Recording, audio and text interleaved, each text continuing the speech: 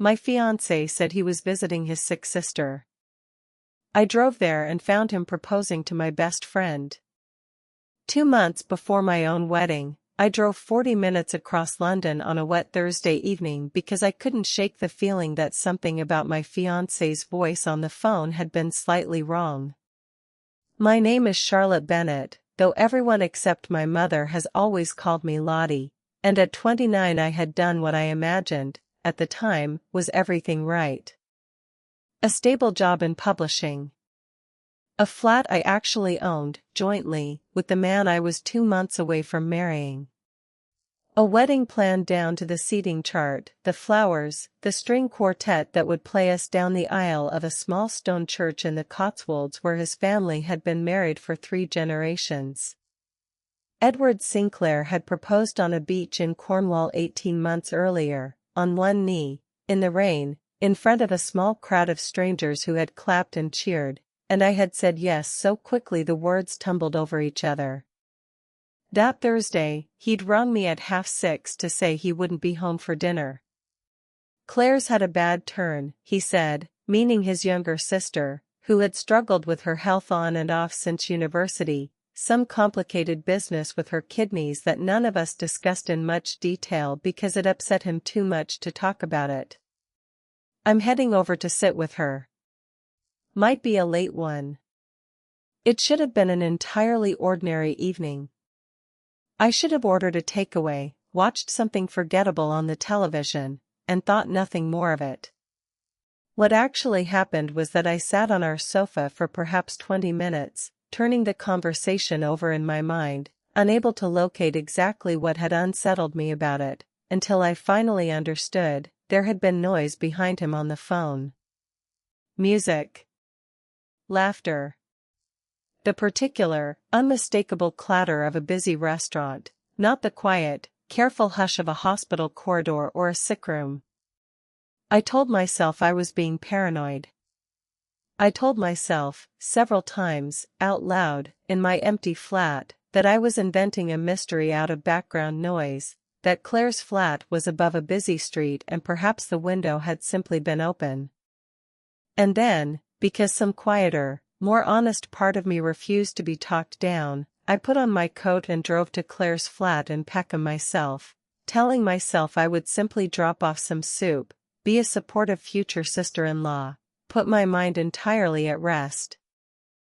Claire's flat was dark. Her car was parked outside, but when I rang her mobile, standing on the pavement in the drizzle, she answered on the second ring, sounding entirely well, entirely unbothered, watching some documentary with a glass of wine, utterly baffled as to why I was asking whether she needed anything. "I'm fine, Lottie," she said. Why would I not be fine? I did not tell her why I was asking.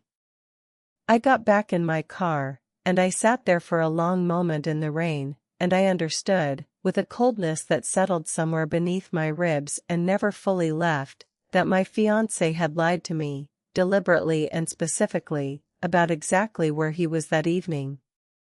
I don't know, even now, quite what instinct led me to check his location on the shared tracking app we'd set up years earlier, back when we were still at the stage of finding it romantic rather than intrusive, a small blue dot that told me, within a few minutes of searching, that Edward was currently at a restaurant called La Canda Marchetti, an intimate little Italian place in Fitzrovia we'd been to exactly once, on our first anniversary, because he'd said it was too romantic to waste on anyone but you. I drove there in a state I can only describe as eerily calm, the sort of calm that exists on the far side of panic, once your body has decided that feeling the full weight of something all at once simply isn't survivable and has quietly switched itself into some more manageable, procedural mode instead. The streets were slick with rain, the traffic lights smearing into long, watery streaks of red and amber against my windscreen, and I remember noticing, with a strange, detached clarity, entirely irrelevant details, a couple sharing an umbrella on the pavement, a bus pulling away just as I reached its stop, the particular, tinny song playing on the radio that I have never since been able to hear without my stomach turning over. I parked badly, on a double yellow line I didn't even register at the time, and walked to the restaurant's front window, and stood there in the rain, looking in. I saw him before I saw her. Edward, in the pale blue jumper I'd bought him for Christmas, sitting at a small table near the back, half lit by candlelight, and across from him, laughing at something he'd said, was a woman whose face I would have recognized anywhere in the world, because I had known it since we were both 11 years old, sitting next to each other on our first day of secondary school, sharing a packet of crisps because neither of us had brought lunch money. Sophie Marlowe. My best friend. My maid of honor. The woman who was, at that very moment, meant to be at home finalizing the seating plan with me over a video call the following evening, and who was instead sitting in a candlelit restaurant with my fiancé, glowing in a way I had never once seen her glow when I was in the room. And then, as I stood frozen at that window, soaked through, my mouth slightly open, I watched Edward Sinclair get down on one knee beside her table, and pull a small black box from his jacket pocket, and open it, and say something I couldn't hear through the glass but did not need to hear, because the entire restaurant had gone quiet around them, and Sophie's hands had flown to her mouth, and she was nodding, over and over, tears streaming down her face, exactly the way I had cried, 18 months earlier, on a beach in Cornwall, at exactly the same question. I do not remember walking back to my car. I do not remember the drive home, though I must have driven it, because I woke the next morning in my own bed, still in yesterday's damp clothes, with no memory of anything between the restaurant window and that morning at all, a gap in my own life I have never fully been able to account for, as though some protective part of my mind had simply switched itself off for the duration. What I remember, with painful clarity, is the moment the following morning when Edward came home, cheerful, entirely unremarkable, kissing my forehead and asking whether I'd slept well, and telling me, without so much as a flicker of hesitation, that Claire had given him a proper scare the night before but was doing much better this morning.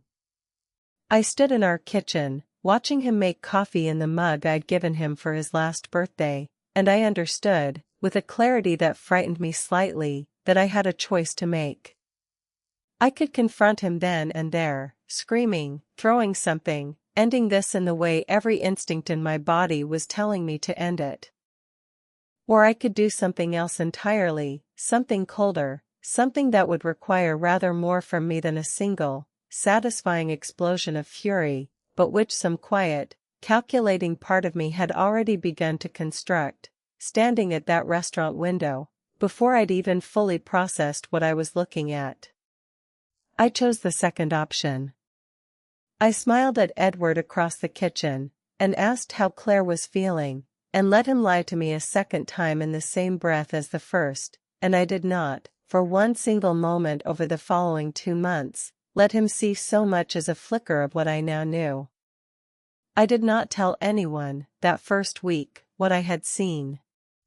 Not my mother. Not my own sister.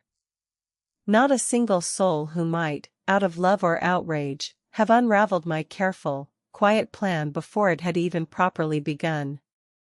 Instead, I became, in the space of a few days, a person I did not entirely recognize, patient, watchful, methodical, gathering evidence the way I imagine a detective might, with a coolness that seemed, at times, to belong to someone else entirely. I began by going back through 18 months of shared calendars, credit card statements, and the small, mundane digital trail that 2 lives leave when they've been intertwined as long as ours had. A hotel receipt from a conference in Manchester that Sophie, coincidentally, had also attended for work.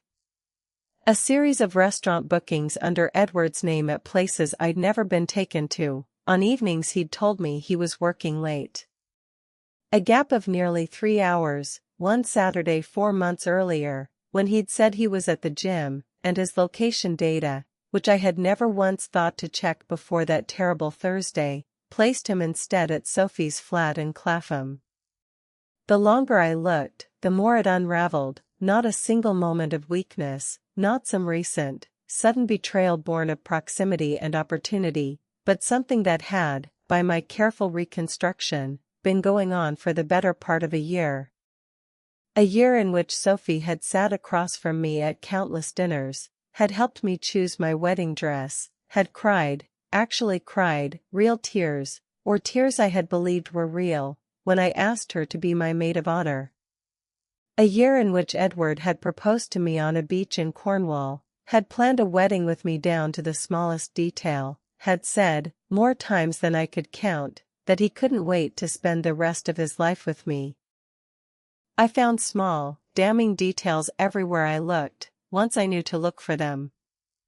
A particular jumper of Sophie's that had turned up, once, folded neatly in the back of our airing cupboard, which Edward had explained, at the time, as belonging to a colleague he'd been storing something for. A birthday card I'd found in his desk drawer 8 months earlier, signed only with a single letter, which I had assumed, foolishly, belonged to some old university friend rather than the woman I saw nearly every week of my life. A pattern, once I mapped it properly against my own calendar, of working late evenings that aligned, with unsettling precision, against evenings Sophie had told me she was having a quiet one in, nothing exciting to report. Even the smallest, most ordinary details of our shared life began, once I started looking properly, to rearrange themselves into evidence. A particular perfume I'd once caught, faintly, on the collar of one of his shirts and dismissed, at the time, as simply the dry cleaners, a receipt for 2 coffees, both oat milk, from a cafe near Sophie's office, tucked into the pocket of a coat he'd claimed to have worn only to a solo work meeting.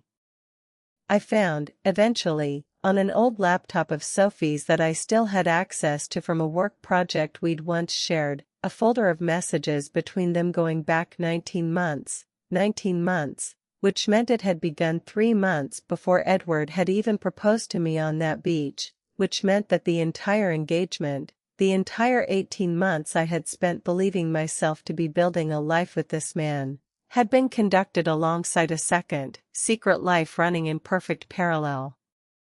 Beside it was in that same folder of messages, for days before I finally decided I had gathered enough, that I found the thing that changed the shape of my plan entirely.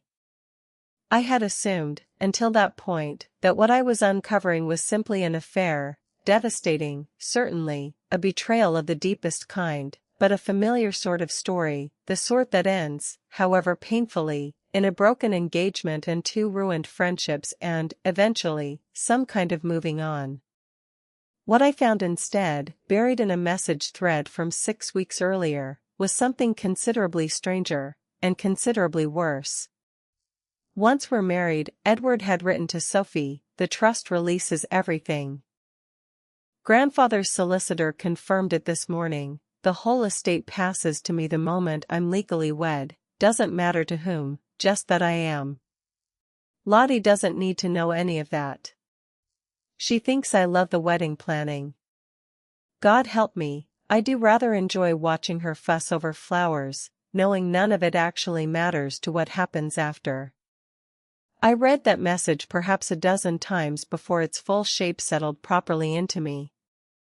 Edward's grandfather, a wealthy, difficult man I had met exactly twice, both times at stiff, formal family dinners where he'd asked me a series of pointed questions about my own family's finances that I had, at the time, simply put down to old-fashioned protectiveness, had apparently structured his estate, a substantial one, though Edward had always been oddly evasive about the precise details whenever it came up, deflecting with a joke or a change of subject whenever I'd asked, so that it would pass to Edward only upon his marriage, to anyone, the terms entirely indifferent as to who the bride actually was.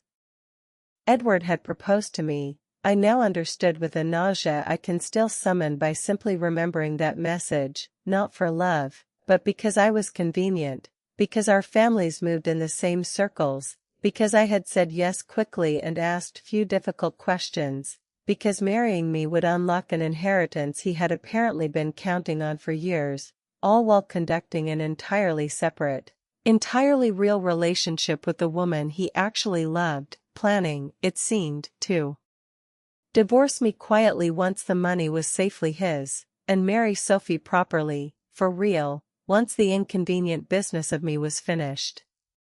"She'll never know it wasn't real for her," he'd written, in a later message I found that same night, my hands shaking so badly I could barely scroll. "And by the time she works it out, it won't matter. We'll be long gone, and the money will already be ours." I found, too, further back in the same thread, an earlier exchange that unsettled me almost more than the rest combined, a conversation from over a year before any proposal, in which Sophie herself had raised the idea first, half joking at the time, it seemed, suggesting that Edward just marry someone sensible and boring for the paperwork while the two of them carried on as they always had. I read that exchange with a strange, hollow feeling, understanding that the plan I had unwittingly walked into had not been Edward's alone, invented in some moment of weakness or greed, but something the two of them had built together, refined over months, discussed with the same casual, business-like detachment they might have applied to planning a holiday, except that I was the destination they had chosen, and I had never once been told I was on the itinerary. I sat with that message for a long time, in the dark, in the flat I still shared with a man I now understood had never once loved me at all, and I felt something shift inside me, the raw, wounded grief of the previous week hardening, slowly, into something considerably more precise. I told exactly one person the full truth, in the end, my cousin Amy, 3 years older than me, a barrister by profession, and the only person in my life I trusted absolutely never to let her feelings run ahead of her judgment, which was, I understood even then, exactly the quality I needed most. I met her in a quiet cafe near her chambers on a Sunday morning, and I laid the whole thing out, the restaurant, the proposal, the messages, the inheritance, the plan Edward had apparently constructed with an almost businesslike coldness that frightened me rather more than the affair itself did. Amy listened without once interrupting, her coffee going cold in front of her, her expression sharpening with every new detail. "You need to leave him," she said finally. "Today, Lottie. Tonight. You don't spend one more evening in that flat with a man who's written that about you in black and white." "I know," I said. "And I will. But not yet." "Not the way you mean." I explained, then, the shape of what I actually wanted, not a quiet, private ending, a tearful confrontation in our kitchen followed by a hasty, humiliating cancellation of the wedding, the sort of ending that would let Edward and Sophie simply slip away together, quietly, to build the life they'd apparently been planning all along, while I picked up the pieces of a broken engagement in private, alone. The injured party everyone would feel sorry for and then, eventually, forget about. I wanted, instead, for the truth to come out precisely where they had built their entire deception, in front of everyone, on the exact day they had been counting on to complete it. "You want to let the wedding happen," Amy said slowly, understanding dawning across her face. "I want to let it get right to the very edge of happening," I said. "And then I want everyone who matters to see, all at once, precisely what sort of man Edward Sinclair actually is, and precisely what sort of friend Sophie Marlowe has actually been. Not a scene in a kitchen nobody else will ever hear about. Something nobody in either of our families will ever be able to pretend they didn't see with their own eyes." Amy was quiet for a long moment, studying me the way I imagined she studied difficult clients across a courtroom, weighing whether what I was proposing was wisdom or simply grief dressed up as strategy. "It's a serious risk, Lottie," she said eventually. "Legally, financially, emotionally. You'd be walking into that church knowing everything and saying nothing, for 2 entire months, while he plans a wedding he intends to use to defraud you the moment the register's signed. 6 weeks of smiling at a man who's written that about you.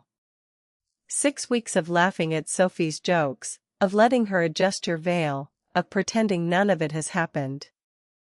I need you to understand, properly, what that will actually cost you before I agree to help you do it. I understand, I said, and I think, even then, some part of me already suspected I did not fully understand, not yet, not in the way I would come to over the following 6 weeks. I want the truth to land in exactly the place they built their lie. I want them both to understand, in front of every single person who matters to either of them, precisely what they did, and precisely how completely I found out.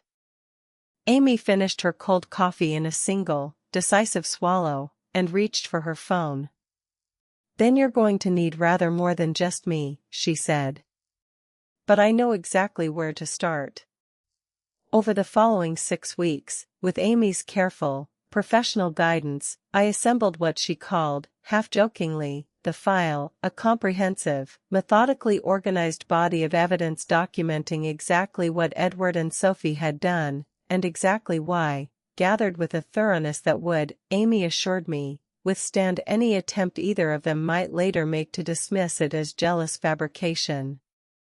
We recovered the messages properly, this time through legitimate means, with Amy's guidance on exactly what would and wouldn't hold up if matters ever became formally legal, screenshots, timestamps, metadata, all of it collected and stored securely, well beyond Edward or Sophie's ability to delete or deny.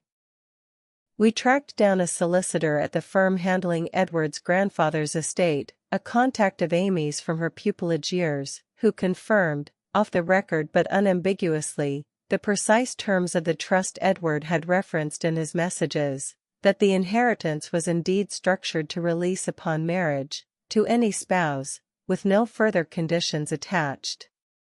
I continued, throughout those 6 weeks, to play the part of a woman entirely unaware of any of it, attending dress fittings with Sophie, who cried, again, with what I now understood to be an actress's precision, over how beautiful I looked in the gown, sitting through menu tastings with Edward, who held my hand across the table and told the caterer, with every appearance of genuine warmth, how much he was looking forward to our first dance.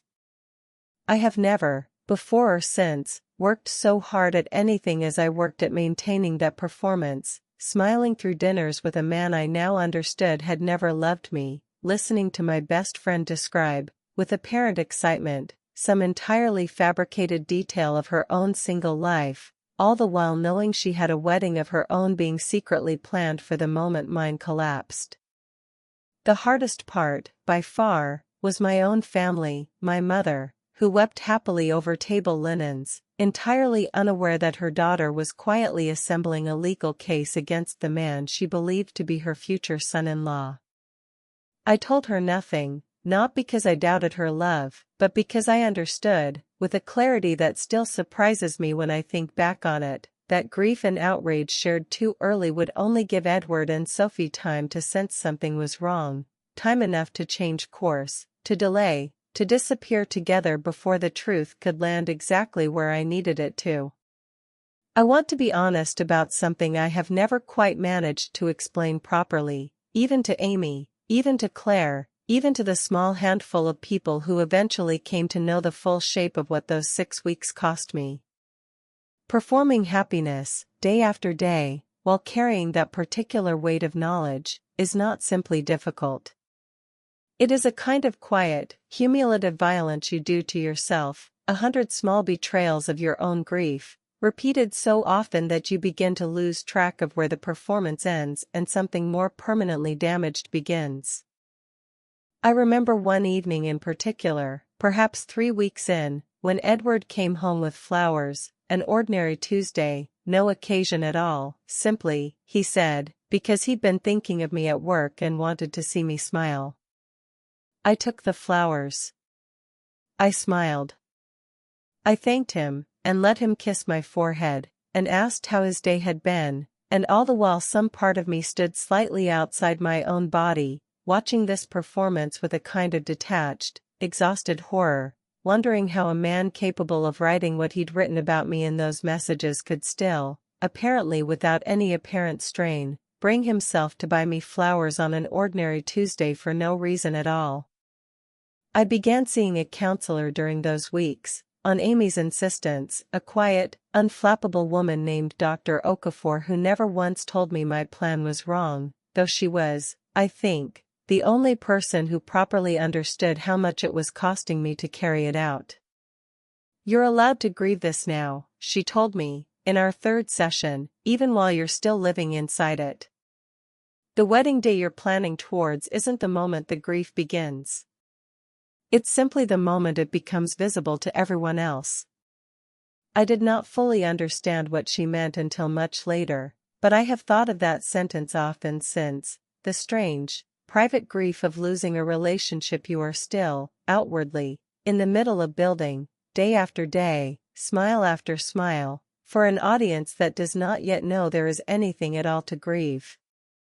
It was, in the end, Claire, Edward's own sister, the sick sister whose fabricated emergency had started this entire unraveling, who gave me the final piece I needed.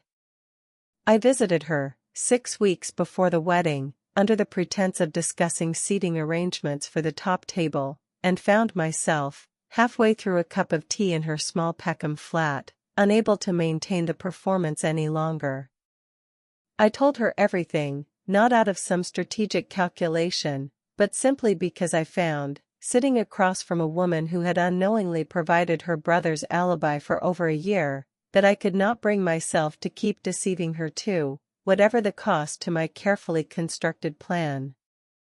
Claire went very pale, and then very quiet, and then, to my genuine surprise, very angry, not at me, but at her brother, with an intensity that told me she had suspected, on some level, for some time, that something was not right, without ever quite letting herself examine it too closely.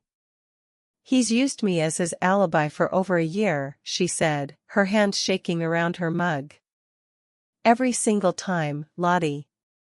Every bad turn, every late-night phone call he made from my sofa while I sat there entirely well, never once questioning why he needed me to lie for him, because he's my brother, and because I never imagined," she stopped, pressing her hand to her mouth. "I want to help. Whatever you're planning. I want to help you finish it properly." Claire's contribution turned out to be invaluable, she confirmed, in a signed statement Amy carefully drafted, the precise dates and circumstances of every fabricated emergency Edward had used as cover over the previous year, corroborating the timeline of messages we'd already gathered with an insider's certainty no outside evidence could have provided. More than that, she offered something I had not thought to ask for, access to the family solicitor's office itself, on the pretext of collecting some wedding-related paperwork for their grandfather, which allowed Amy, working quietly alongside her, to confirm the exact wording of the trust conditions directly from the original documents, beyond any possibility of Edward later claiming we had misunderstood his messages. The final person I brought into the plan, and the one I approached with the greatest reluctance, was Rosalind Carey, the wedding planner who had spent the better part of a year helping me build, in painstaking detail, the very day I now intended to use as a stage for its own undoing. I met her at her office in Marylebone, ostensibly to finalize the running order for the reception, and found myself, halfway through the meeting, unable to go on discussing canapes and table numbers as though nothing else were happening. Rosalind listened to the whole story in near total silence, her pen resting untouched beside a folder marked Sinclair Wedding, Final Details, her expression unreadable until I had finished. "I've planned 11 weddings this year," she said finally, "and I've had a feeling about precisely one of them, from the very first meeting, that something wasn't sitting right. I never said anything, because it wasn't my place, and because I had no proof of anything, only a sort of professional instinct that's rarely wrong. I'm glad you've told me. And I'm rather looking forward to helping you finish it properly." Rosalind's professional expertise turned out to be exactly what the plan needed. She understood, in ways Amy and I hadn't fully considered, the precise mechanics of a wedding reception, which moment in the running order would guarantee the fullest possible room, which technical arrangements would ensure the screen and sound system functioned without any risk of interruption or sabotage, how to quietly substitute the planned montage without alerting Edward's mother, who had compiled the original video, to the change until the moment it actually played.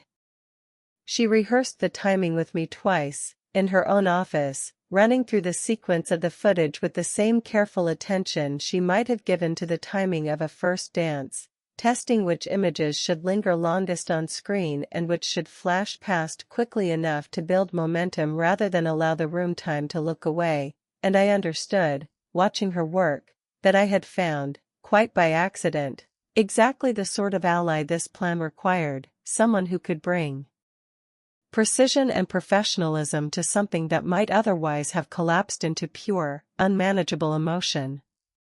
The evening before the wedding, I sat alone in my childhood bedroom at my mother's house. Tradition dictated I not spend that final night with Edward, a tradition I had never been more grateful for in my life, and I looked, for the last time, at everything Amy and I had assembled, the messages, the trust documents, Claire's statement, a video Amy had, with careful, entirely legal discretion, arranged to have recorded through the restaurant's own security footage request process, showing the exact moment of Edward's proposal to Sophie, timestamped, undeniable.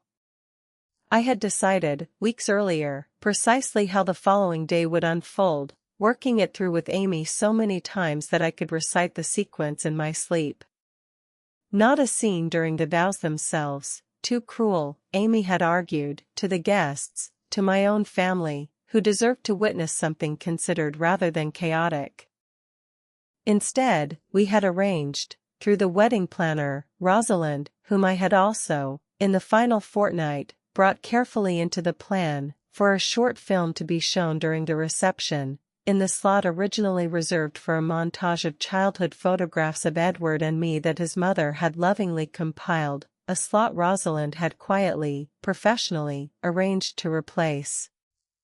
I remember very little of that final night beyond a single, strange sensation of calm, entirely unlike the frantic, sleepless nights I had spent in the weeks immediately following that first terrible discovery. I had done everything I could do. Tomorrow, the truth would simply speak for itself, in front of everyone, exactly where Edward and Sophie had built their lie. 3 days before the wedding, I had one last fitting for my dress, and Sophie came with me, exactly as she had to every appointment before it, exclaiming over the fit of the bodice, adjusting the small train with the easy familiarity of someone who had genuinely, once, been my closest friend in the world. I stood on the small raised platform in front of the mirrors, watching her reflection behind mine, and I felt, for one unguarded moment, something close to grief for the friendship itself, separate entirely from the wedding, from Edward, from any of it, a mourning for the girl who had shared crisps with me on our first day of secondary school, who had sat up with me through every heartbreak before Edward, who had, for 18 years, been the person I told everything to, and who was, at that very moment, adjusting my wedding dress while planning, quietly, to marry the man standing at the altar of that same wedding once I was safely out of the way. "You look beautiful," Sophie said, meeting my eyes in the mirror, and there was, I noticed, the faintest catch in her voice as she said it, not guilt exactly. I don't think Sophie was capable, by that point, of feeling guilt in any way that might have changed her course, but something adjacent to it, some small, human flicker of discomfort at the scale of what she was about to do to a friendship that had once, genuinely, meant something to both of us. "Thank you," I said, and meant it, in the strange, layered way I had come to mean almost everything I said to her during those 6 weeks, grateful, in that single narrow moment, for the dress, for the fitting, for the small mercy of not having to feel anything more complicated than that, just for a minute, before the weight of everything else settled back over me the moment we left the shop. I woke on the morning of my wedding at 5, well before my alarm, in the narrow single bed I'd slept in as a teenager, and lay for a long while staring at the ceiling, listening to the ordinary sounds of my mother's house slowly waking around me, the boiler clicking on, a bird beginning its persistent racket in the garden, my father's footsteps on the stairs, entirely unaware that his daughter had spent the last 6 weeks constructing an elaborate exposure of the man he believed he was about to formally welcome into the family. I remember thinking, in that quiet hour before the house properly stirred, that there was still time to change my mind, to ring Amy, to call the whole thing off quietly, to simply cancel the wedding outright rather than let it proceed to its planned, dramatic conclusion. I turned the thought over carefully, the way I had turned over every decision of the previous 6 weeks, testing it for weakness, and found, in the end, that I did not want to change course. I did not want a quiet cancellation that would let Edward construct his own version of events, whispered discreetly to sympathetic friends over the following months, some story about cold feet, or a private disagreement, or whatever softened, self-serving explanation he might eventually settle on. I wanted the truth told once, in full, in front of the exact audience he and Sophie had been counting on deceiving. By 7, the house was full of noise, my mother directing the hairdresser and the makeup artist with the brisk efficiency of a woman who had clearly been planning this precise morning in her head for months, my sister fussing over the correct pinning of my veil, a photographer capturing candid, cheerful shots of bridesmaids in silk robes drinking champagne they'd barely touched. I performed my part in all of it with what I now recognize as a kind of practiced, exhausted grace, laughing at the right moments, dabbing carefully at my eyes when the emotion of the morning genuinely did catch me, though for entirely different reasons than anyone in that room understood. Amy arrived at 9, ostensibly as a guest arriving early to help with last-minute arrangements, and found a moment alone with me in the small side room while the photographer stepped out to check the light in the garden. "Last chance," she said quietly, taking both my hands in hers. "You can still call it off, Lottie. No one would think any less of you." "I know," I said. "I don't want to call it off. I want it to happen exactly the way we planned it." She studied my face for a long moment, and then nodded, satisfied, and squeezed my hands once before letting go. "Then let's get you married," she said, with a small, grim smile that held, I think, rather more meaning than either of us said aloud. The morning of the wedding was, by every outward measure, perfect, a soft, golden September light over the Cotswolds, the small stone church filled with white roses, 200 guests in their finest clothes, my mother crying happy tears in the front pew, entirely unaware of what the afternoon still held. I walked down the aisle on my father's arm, and I looked at Edward waiting for me at the altar, handsome and composed and utterly convincing, and I felt, for the first time in 6 weeks, a flicker of genuine fear, not that my plan would fail, but that some part of me, some foolish, hopeful remnant of the woman who had said yes so quickly on a beach in Cornwall, still wished, absurdly, that none of it were true. I said my vows. I let him place a ring on my finger. I signed the register, my hand entirely steady, Amy watching from 3 rows back with an expression of fierce, quiet solidarity that steadied me more than she will ever fully know. Sophie stood beside me throughout, my maid of honor, radiant in pale blue, and I looked at her, once, directly, as we walked back down the aisle together as husband and wife and best friend, and I felt nothing at all resembling the fury I had expected. Only a calm, cold certainty that the next few hours would settle everything, properly, in front of everyone who mattered. The reception unfolded exactly as planned, the wedding breakfast, the speeches, my father's voice cracking with pride, Edward's best man telling gentle, affectionate jokes about their university days. And then, as the room settled for what everyone believed to be a sentimental video montage, the lights dimmed, and Rosalind, standing quietly by the projector, gave me a small, steady nod. The first image on the screen was, deliberately, exactly what everyone expected, a photograph of Edward and me on the beach in Cornwall, the moment of his proposal, captured by a stranger who'd happened to be nearby with a camera. A ripple of warm, sentimental applause moved through the room. Then the image changed. The next photograph was a screenshot, enlarged and unmistakable, dated 3 months before that beach proposal, a message from Edward to Sophie, reading, in full, "I think I've found the perfect way to secure the inheritance without anyone questioning it. Lottie won't ask difficult questions. She trusts me completely." The room went very quiet.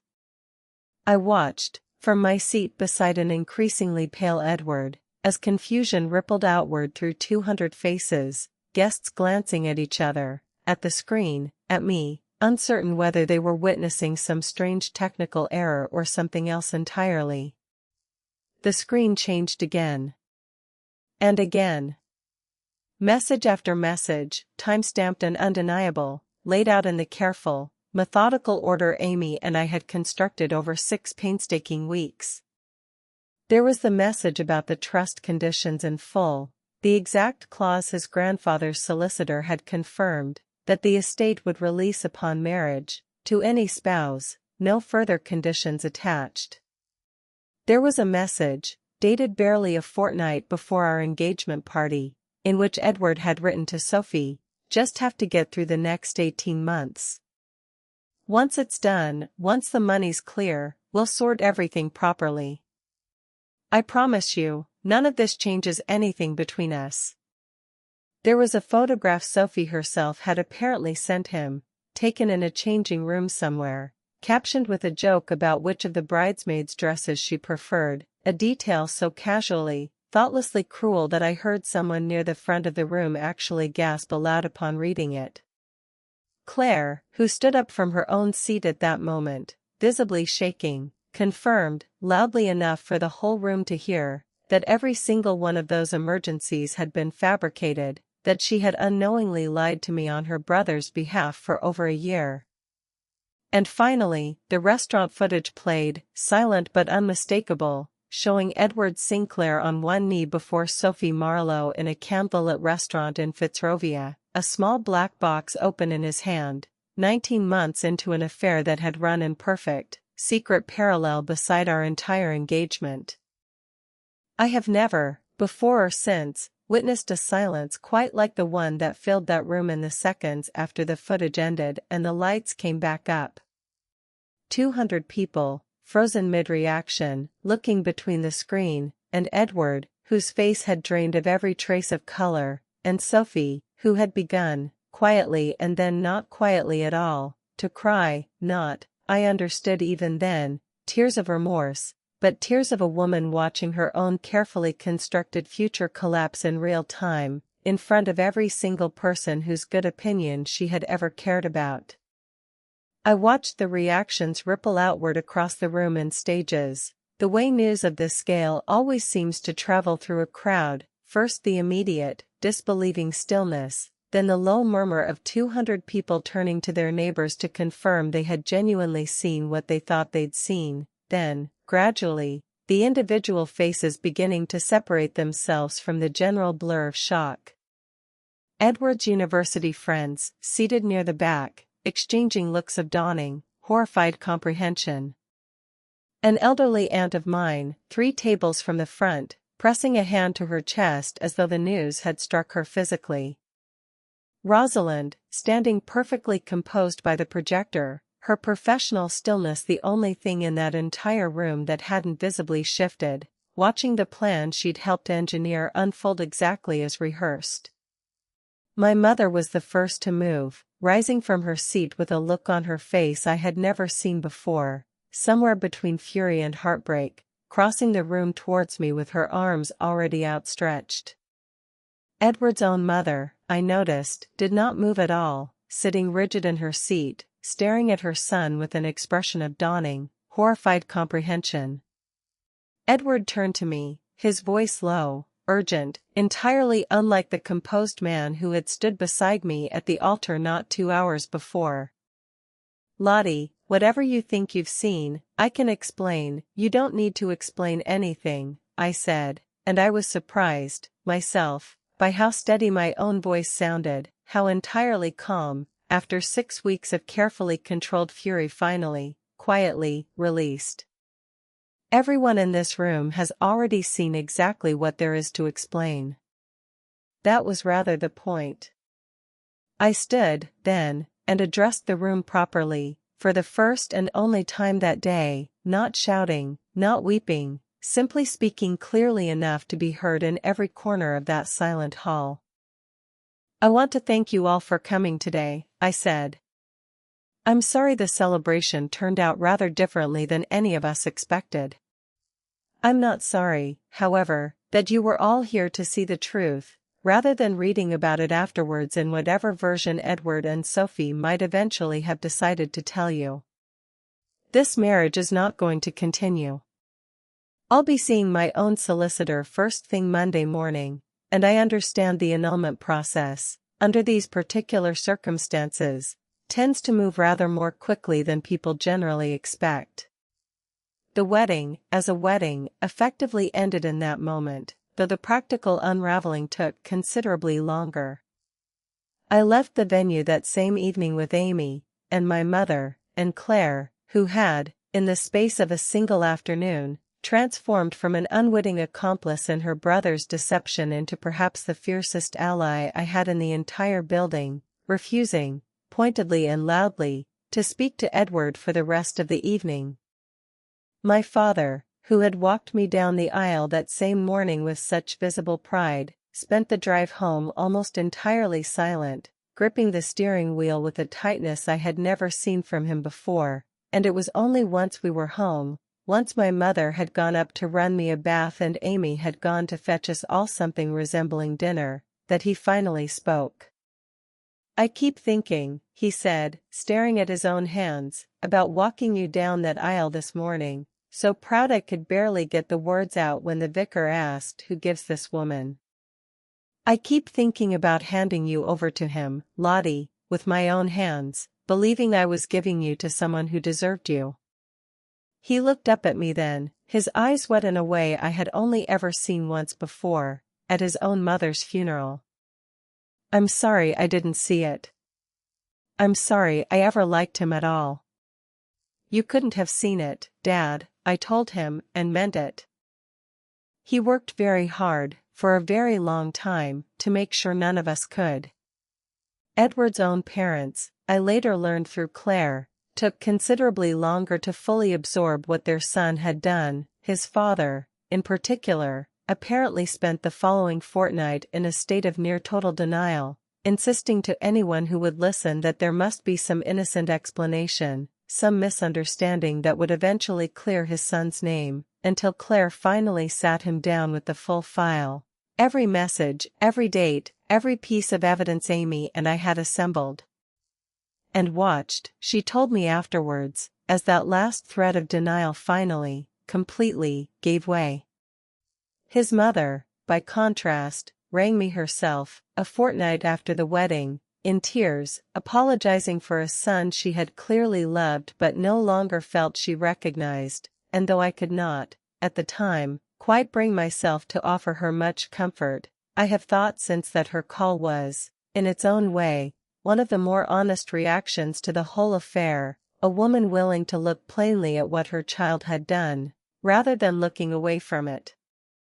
The annulment, once the full circumstances were properly laid out to a solicitor of my own, fraud, deliberate misrepresentation, an inheritance scheme documented in Edward's own written words, proceeded, exactly as Amy had predicted, considerably more swiftly than an ordinary divorce might have done. The trust itself, once Edward's grandfather learned the full circumstances, from Claire rather than from Edward, was quietly restructured within the month, the release conditions rewritten entirely, and Edward, I later heard through the sort of social grapevine that never quite goes quiet in circles like ours, was cut out of it almost completely. Sophie and I have not spoken since that afternoon, and I do not imagine we ever will again. I heard, some months later, that she and Edward were still together, in the strange, diminished way people sometimes remain together once the thing that made their relationship exciting, the secrecy, the scheming, the shared sense of getting away with something, has been stripped entirely away, leaving only two people who had each, in their own way, been willing to hurt someone who trusted them completely, now left to trust each other instead, for whatever that particular foundation turns out to be worth. I think, often, about the version of that day I might have chosen instead, the version where I confronted Edward the very night I stood outside that restaurant window, screaming, throwing things, ending it all in private, in a single, cathartic, forgettable evening that no one beyond my closest circle would ever fully understand the shape of. I don't regret the path I actually chose, difficult as those 6 weeks of careful, exhausting performance were.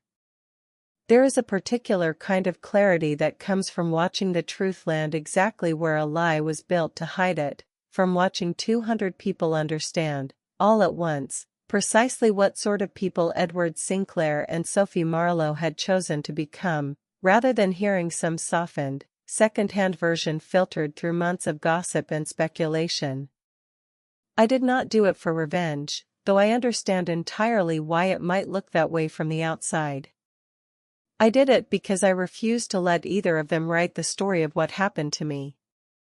I wanted the truth told once, properly, in full, by the only person who actually knew all of it. Claire and I have grown close since that day, in the strange, unexpected way that shared betrayal sometimes forges bonds nobody would have predicted, two women who discovered, on the very same afternoon, exactly how thoroughly the man at the center of both their lives had been willing to use them. We meet most fortnights now, for coffee or a long walk along the river, and we have developed, between us, a peculiar shorthand for the whole episode. She calls it, with the dark, dry humor I've come to love in her, the day my brother's entire personality fell off, and I find that I can, finally, several months on, laugh at that description without the laugh catching painfully in my throat the way it once did.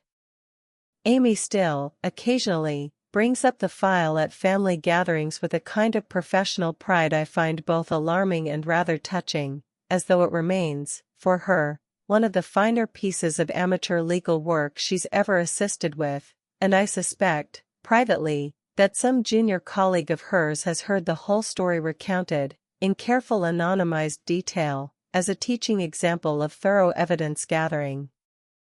I am, these days, cautiously, carefully building something that looks like ordinary happiness again, not quickly, not without a great deal of work, and certainly not without a fair number of evenings spent in Dr. Okafor's quiet consulting room, unpicking exactly what it does to a person to discover that the two people she trusted most in the world had spent nearly 2 years constructing an elaborate, financially motivated betrayal behind a mask of ordinary affection.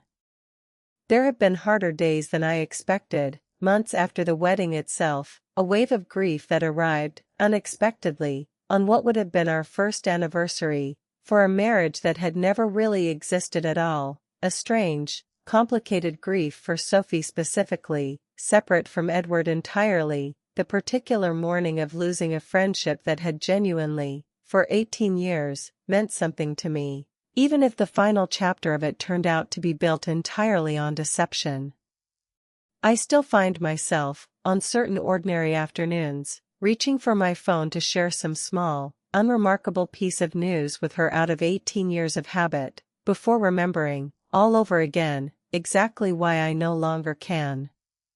But there has been good, too, and more of it than I expected, this soon.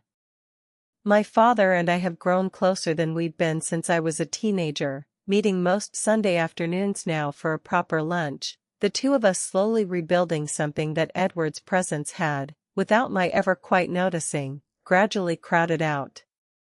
My mother has stopped, mostly, apologizing for not seeing what was in front of her, though I still catch her, occasionally, studying new people who enter my life with a wary, protective scrutiny she never used to have.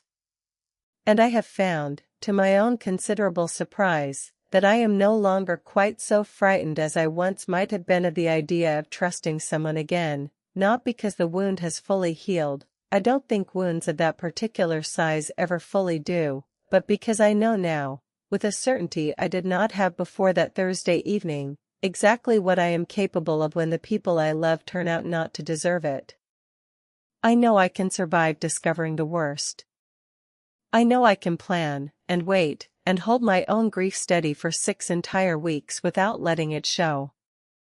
And I know, most importantly of all, that when the truth finally needs telling, I am entirely capable of telling it, clearly, calmly, and in front of exactly the people who need to hear it, whatever it costs me to do so. I think of that wedding day less often than I once did, though when I do, I find I remember it not as the day my engagement ended, but as the day I finally, fully understood the difference between the people who love you and the people who simply find you useful, a distinction, I have come to believe, that is worth almost any cost to learn clearly, however painful the lesson turns out to be. Sometimes, on quiet evenings, I still take out that small black folder Amy first handed me across a cafe table, the one we simply called the file, now retired to the bottom drawer of my own desk rather than any courtroom or wedding screen, and I look through it, not out of any lingering need for revenge, that particular hunger has long since faded, but simply to remind myself, on the days when trust feels like an impossibly frightening thing to offer anyone again, that I once stood at the very center of the worst betrayal I could imagine and found, somewhere inside myself, the steadiness to see it through to the end, calmly, clearly, on my own terms. That steadiness, more than anything Edward or Sophie ever took from me, is the thing I carry forward now, into whatever comes next.